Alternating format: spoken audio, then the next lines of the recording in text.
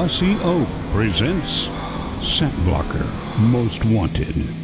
Brought to you by Mossy Oak. It's not a passion, it's an obsession. ScentBlocker. Nothing gets you closer. Browning, the best there is. Ford, and your quality Ford dealers. And by Tree Spider. Light, easy, fast, safe. On today's Most Wanted, Bob's still creeping around the Southlands looking for anyone that'll let him hunt their land. Lucky for him, our good friends at Whitetail Institute are celebrating their 25th year in the deer nutrition business, and they just happen to have a couple of food plots he can hunt.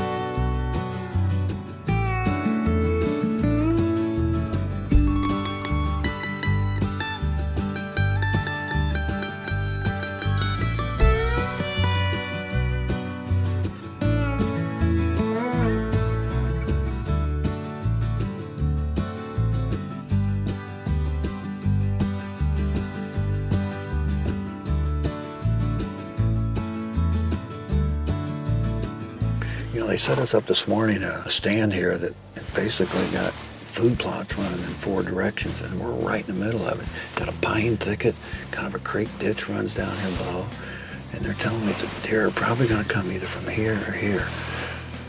Now, when I look at this food plot, I'm like, man, this stuff's only this tall. But when I look out here too, we've got a cage out here, just like Larry and I do.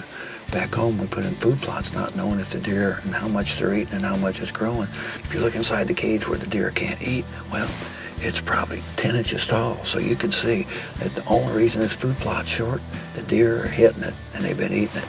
We had a couple does a while ago, came out over here. Early mornings, we got a full moon, 75, 80 degrees yesterday.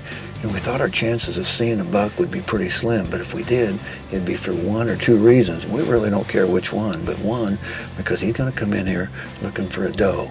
You know, the rut's somewhat going on. I think a lot of it, the rut's going on at nighttime, but if he comes in here looking for a doe, that was a good chance. The other chance of one coming in is because he's been eating here and he's hungry and he's wanting to eat. Right here comes a buck walking straight at us.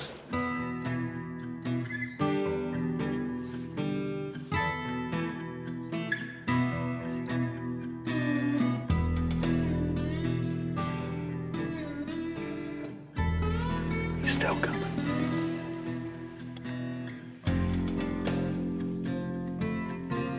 Holy smoke.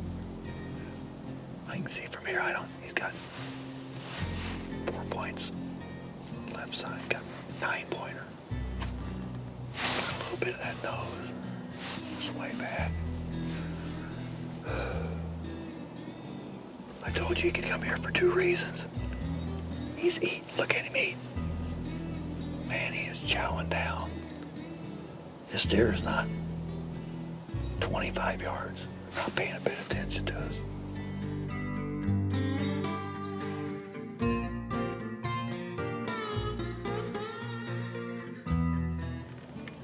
And you want to know why we plant the products from Whitetail Institute? Ask this guy right here.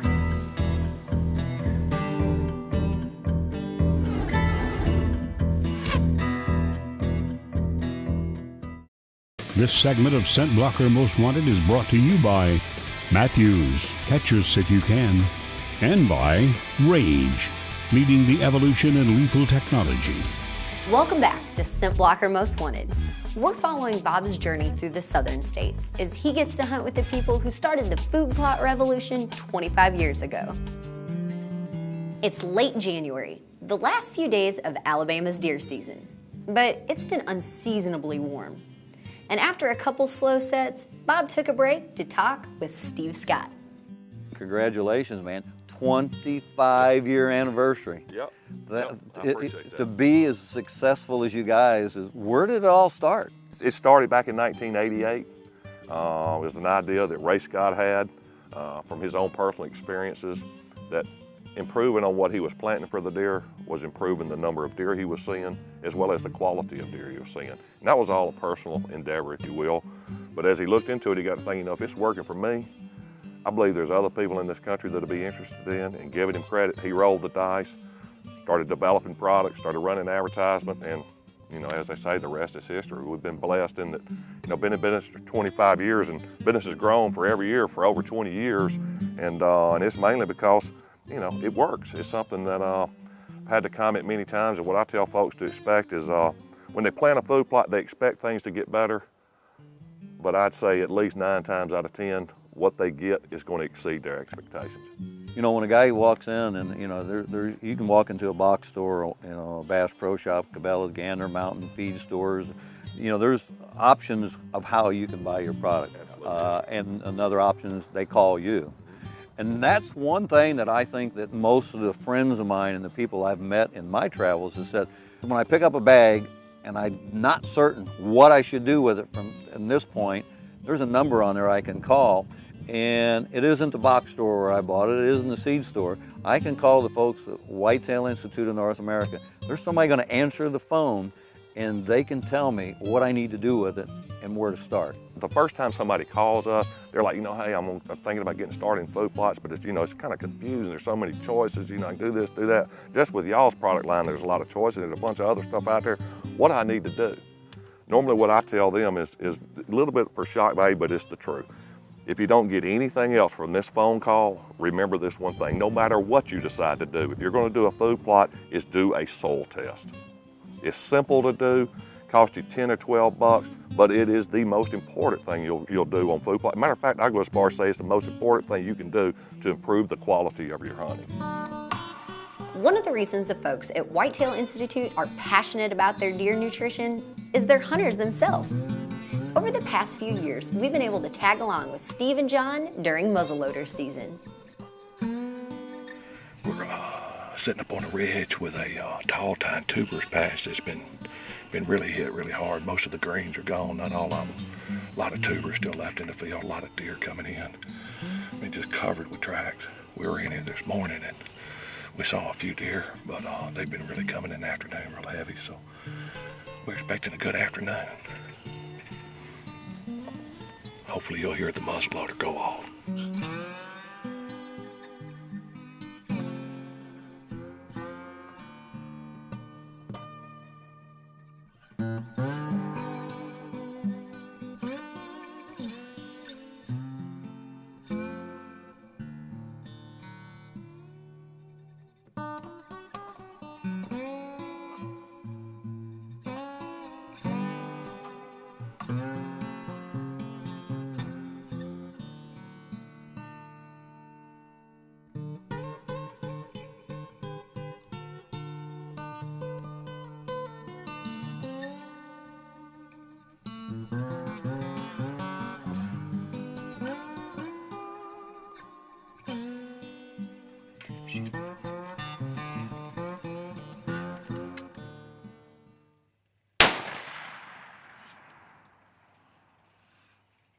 Tight rack 10, got a crab claw there.